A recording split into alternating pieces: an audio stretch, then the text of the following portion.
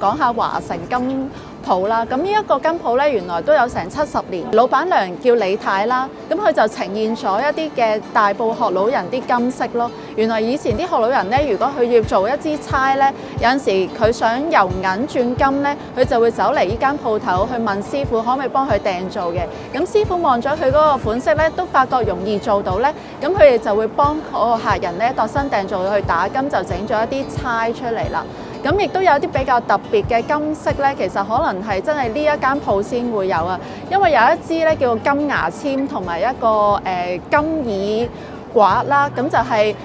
聲稱就係話以前啲女仔咧想俾父母好似有豐衣足食嘅意頭咧，特登去打造嘅一個金器嚟嘅。咁應該係所有金鋪咧都未必有呢樣嘢。4月1號至到4月30號咧就會有一個大型展